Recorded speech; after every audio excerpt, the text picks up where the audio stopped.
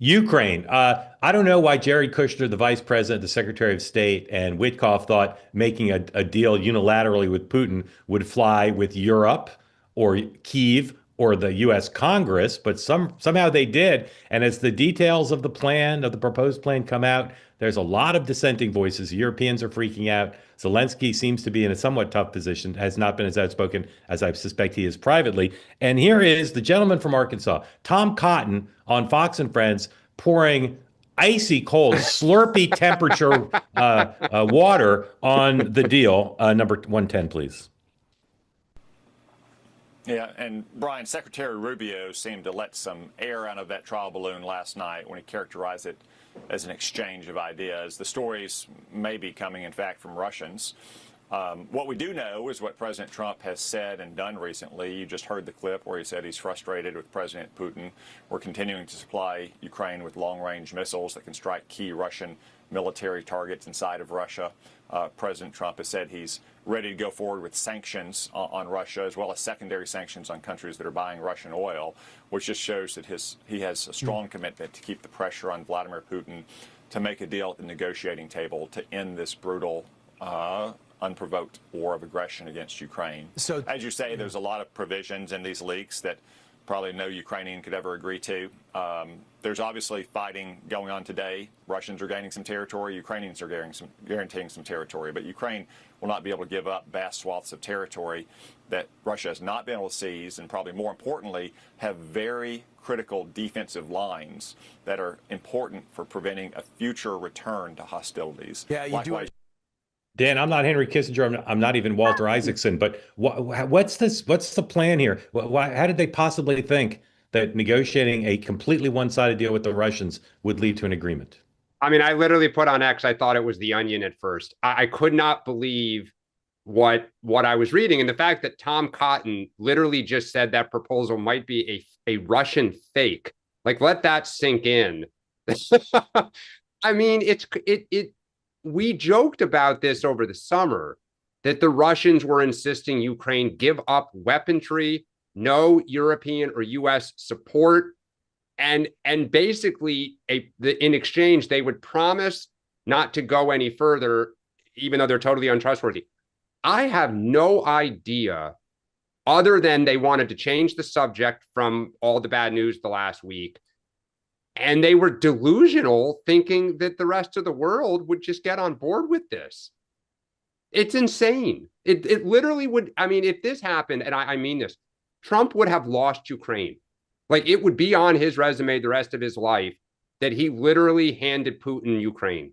It'd be unbelievable. Sean, I know you're pretty hawkish on Russia, so you probably don't like the deal itself. But just from the process point of view, what was their thinking of striking this deal that would lead to someplace productive? The only thing that I can think of, because again, you get Jared involved, is look at what we did with Gaza. We came up with this thing, we jammed it, and it worked. So maybe we try that. I mean, that's in my mind, that's basically what they've done. But that involved consultations with, ironically, both parties. Yeah. I mean, they dealt directly with Hamas. They negotiated it with Hamas. This was a completely as best we know, completely one-sided deal, and the terms of it. I mean, I've been a realist about this, what a settlement was going to be from the beginning. They're going to have to give up land, and they're going to have to reward Putin for his aggression from the beginning. But this deal is ridiculous. You couldn't possibly expect Europe to accept this deal. Well, look, I will say this. I don't think anyone in the Trump administration cares what Europe thinks. So whether or not how they involve Ukraine in this deal is one thing. But the reality is that the general view is Europe is worthless. They add nothing to this, and they just get in the way. So I don't see any deal coming together where they actually care what Europe thinks. If they can get Zelensky to sign off, which seems to me that the way that they're going is get the contours of something with Russia, jam it to down Zelensky's throat, and then tell Europe this is, thanks for playing. Yeah. All right. And then we're going to ask them to help us with China and everything else. Yeah, that's a brilliant strategy. I know they don't give a rip what Europe thinks, but Zelensky's going to have Europe on his side and Tom Cotton on his side, and I don't know. I Well, and find there's it, also the realistic thought that you would literally be giving. I mean, why would Putin stop at Ukraine?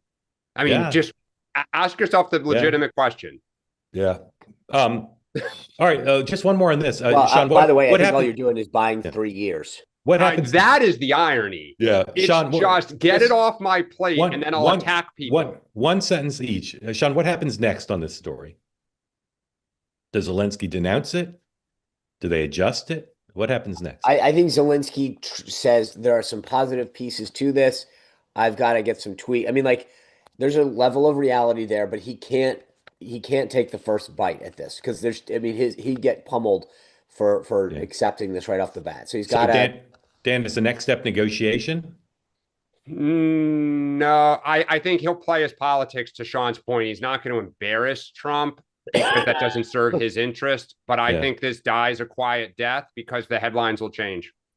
They say that something that's easy is like a walk in the park. Well, easier than a walk in the park, hit the subscribe button, be part of the two-way community, never miss an episode, be part of our conversations. Thank you for your service to America. And don't forget, you can now listen to the morning meeting and Two Way Tonight on Apple, Spotify, or wherever you get your podcasts.